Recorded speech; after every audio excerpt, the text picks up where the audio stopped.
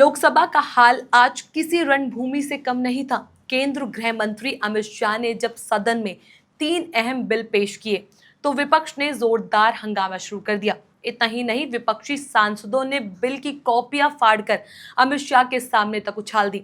हंगामे और नारेबाजी के बीच जैसे ही माहौल गर्मा गया, मार्शलों ने शाह के चारों तरफ सुरक्षा घेरा बना लिया। नमस्कार, मैं चेष्टा नागर और आप देख रहे हैं द हिंदी टॉप। अब बड़ा सवाल ये है कि ये बिल क्या कहता है, क्यों मचा इतना बवाल और इसे पूरे घटनाक्रम के राजनीतिक मायने क्या कहते हैं। आइए पूरी कहानी को समझते हैं हम इस वीडियो के अंदर। लोकसभा में बुधवार का दिन बेहद हंगामेदार रहा। गृह मंत्री अमित शाह ने 3 बड़े बिल पेश किए।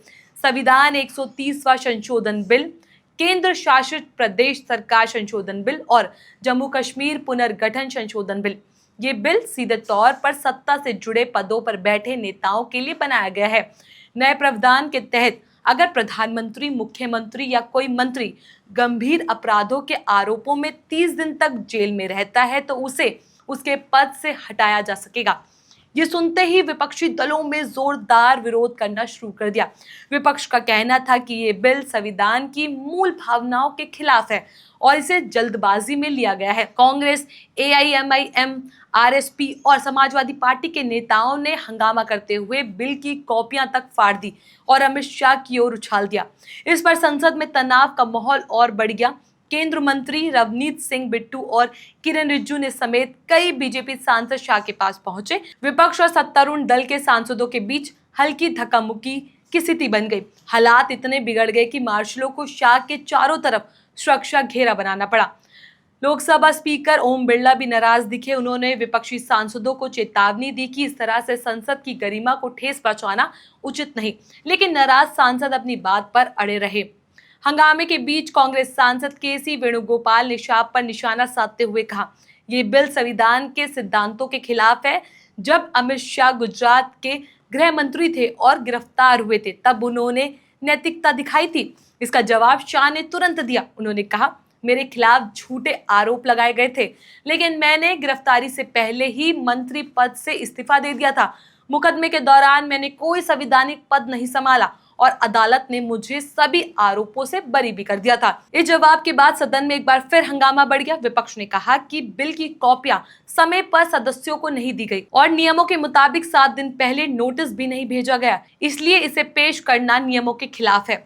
RSP के सांसद MP प्रेमचंदन ने पूछा कि इतनी हड़बड़ी किस बात की है। इस पर शाह ने कहा कि कोई जल्दबाजी नहीं है, बल्कि सरकार इस बिल को संयुक्त समिति के पास भेजना चाहती है। ये समिति लोकसभा और राज्यसभा के सांसदों से मिलकर बनेगी और विपक्ष या पक्ष दोनों की राय लेकर फिर रिपोर्ट तय करेगी। फिर भी विपक्ष मानने को तैयार नहीं हुआ। नारेबाजी, पोस्टर और विरोध प्रदर्शन चलता रहा।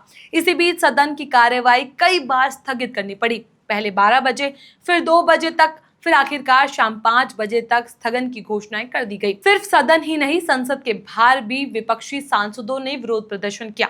कांग्रेस और अन्य दलों का कहना था कि ये बिल केंद्र सरकार को तानाशाही अधिकार देता है। वहीं बीजेपी सांसदों का दावा है कि ये बिल जनता और लोकतंत्र के लिए जरूरी है ताकि आरोपित नेता सत्ता का दुरुपयोग ना कर सके। राजनीतिक तौर पर यह घटनाक्रम बेहद अहम माना जा रहा है। विपक्ष इसे मुद्दे को सरकार के खिलाफ बड़ा हथियार बना सकता है, वहीं बीजेपी इसे नैतिकता और पारदर्शिता का मुद्दा बनाकर जनता के सामने रख सकती है। तो देखा आपने, लोकसभा में आज जो कुछ हुआ उसने एक बार फिर साबित कर दिया कि संसद सिर्फ कानून बनाने का मंच नहीं बल्कि राजनीति का अखाड़ा भी है।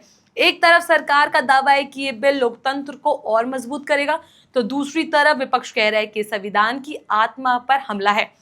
हंगामा, नारेबाजी और सुरक्षा घेरे के बीच ये सवाल जरूर उठता है कि क्या राजनीति में पारदर्शिता लाने का रास्ता टकराव से ही होगा। इसका जवाब आने वाले दिनों की बहस और संसद की कार्यवाही ही देगी। इस खबर पर आपका क्या कुछ कहना, अपनी राय हमें नीचे कमेंट बॉक्स में जरूर बताएं।